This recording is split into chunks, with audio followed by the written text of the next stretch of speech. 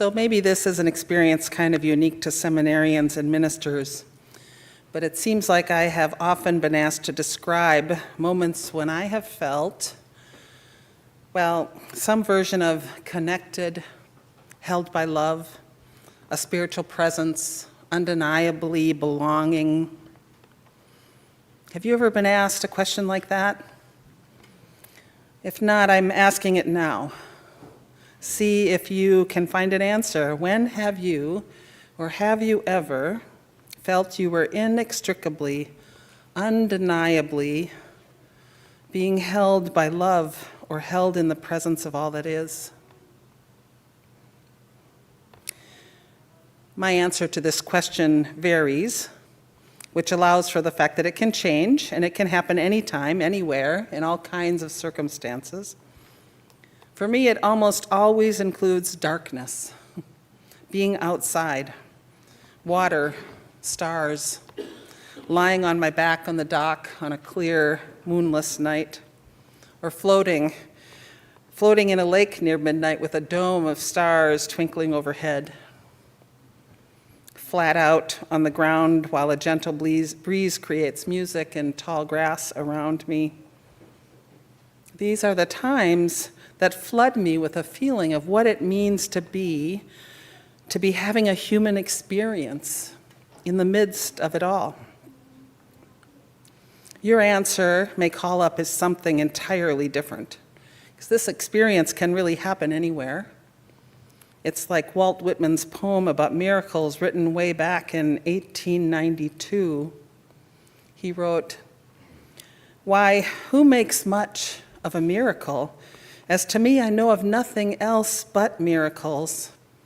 Whether I walk the streets of Manhattan or dart my sight over the roofs of houses toward the sky or wade with naked feet along the beach just in the edge of the water or stand under trees in the woods or talk by day with anyone that I love or sleep in the bed at night with anyone I love or sit at table at dinner with the rest, or look at strangers opposite me riding in the car, or watch honeybees busy around the hive of a summer forenoon, or animals feeding in the fields, or birds, or the wonderfulness of insects in the air, or the wonderfulness of the sundown, or of stars shining so quiet and bright, or the exquisite, delicate, thin curve of the new moon in spring.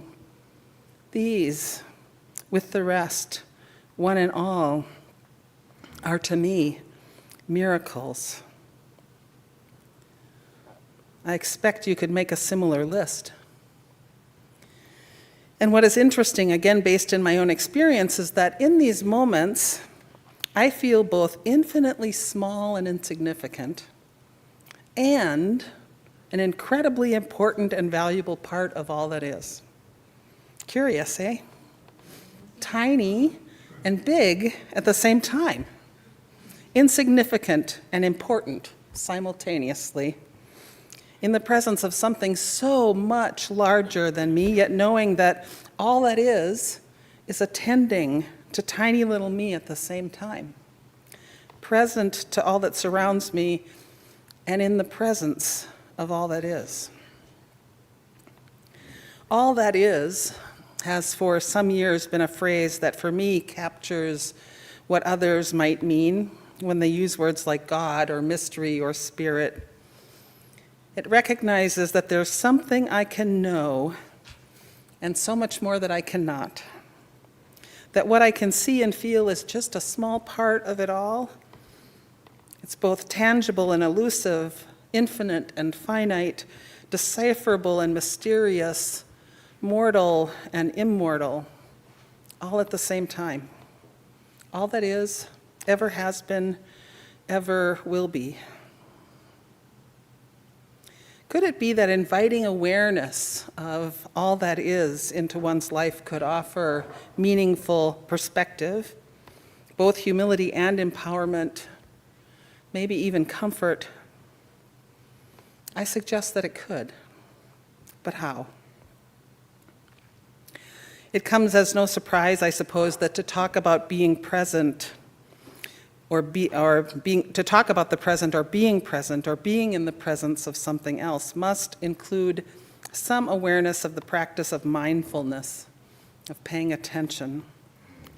Stoicism and Epicureanism and Buddhism and even Romanticism focused to varying degrees and in different ways on being mindful. So this is nothing new, and yet it can elude us. It's so easy to forget to pay attention or to be distracted to pay it, or too distracted to pay attention. Indeed, I find that it can be easy to choose distraction over attention, avoidance over clear-eyed views, fiction over reality. These things are easy, entertaining. They don't require much of me. So why should I do the work of paying attention? Well, like Peter, the boy in the story, there's so much we can miss. For him, what was missed were moments in a life, and meaningful moments are indeed what creates a meaningful life. But what I want to say today is that what can go missing without paying attention is the experience of knowing that one belongs, of being held, which one would think would be so incredibly compelling that we turn to it all the time, and yet we don't. I spent Thanksgiving afternoon with some of my family, including a niece and her two little ones, 7 months and 2.5, two tiny beings who are exceptionally, if I do say so myself, exceptionally chill and good-natured. Still, you know how it is when little ones are overstimulated and in the presence of more people than usual, more noise, more food, more temptations. They can't seem to turn themselves off. They can't get comfort. Can I hold you? No. Are you tired? No. Do you want to cuddle? No. Not right now. There's too much going on. And then comes that magical moment when there's just the right combination of factors, when they finally succumb to just being in the presence of it all. Turning off all the reactivity to stimuli, when they simply relax into a place of comfort and acceptance. It's like they meld with all that is. It's okay. It's going to be okay. You're safe. You're held. I've got you.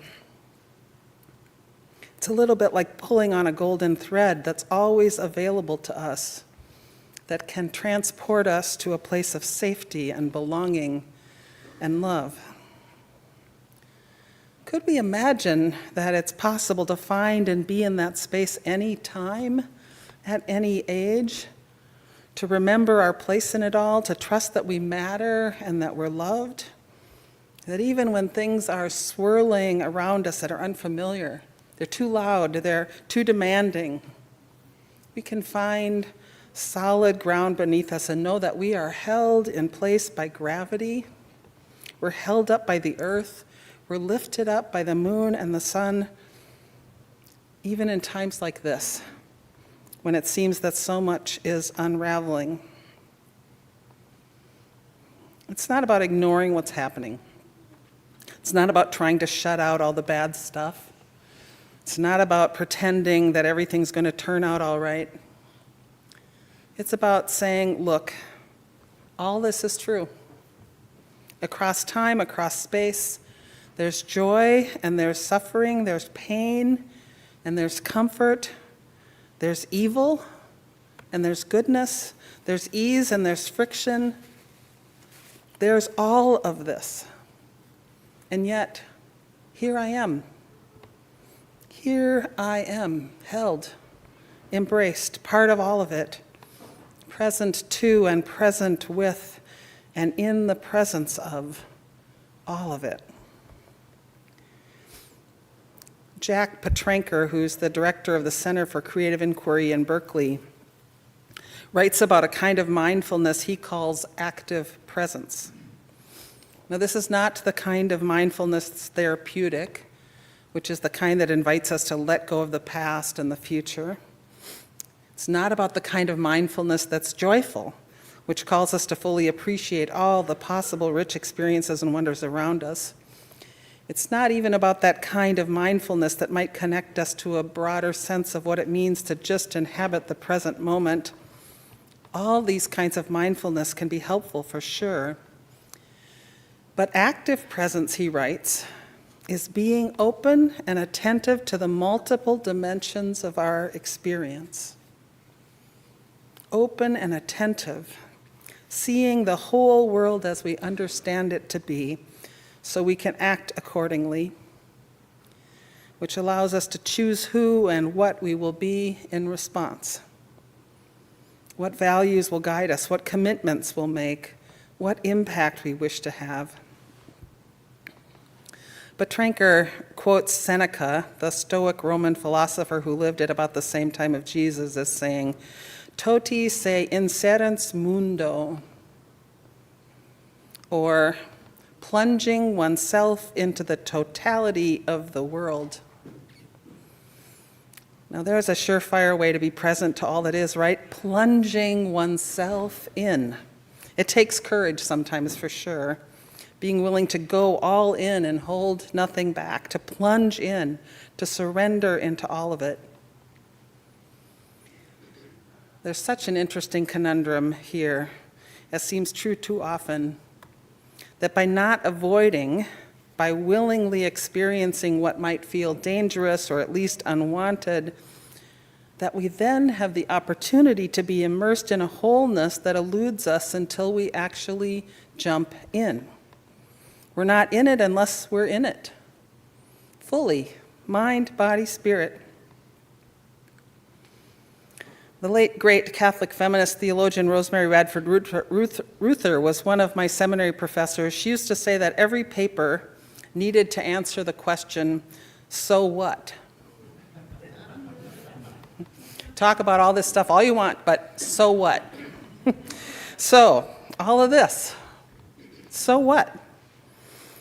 So this is not some erudite bit of imagination. I don't think this is a woo-woo expression of a fantasy existence. I really believe that to be fully human is to be fully immersed in all that is, in everything that surrounds us, and to be fully immersed in our existence, held in all that is to be able to be actively present in our lives, choosing who and what and how we will live in relationship to everything and everyone around us. I'll let Mary Oliver have the last word. Here's her poem, Mindful. Every day, I see or hear something that more or less kills me with delight, that leaves me like a needle in a haystack of light. It was what I was born for, to look, to listen, to lose myself inside this soft world, to instruct myself over and over in joy and acclamation.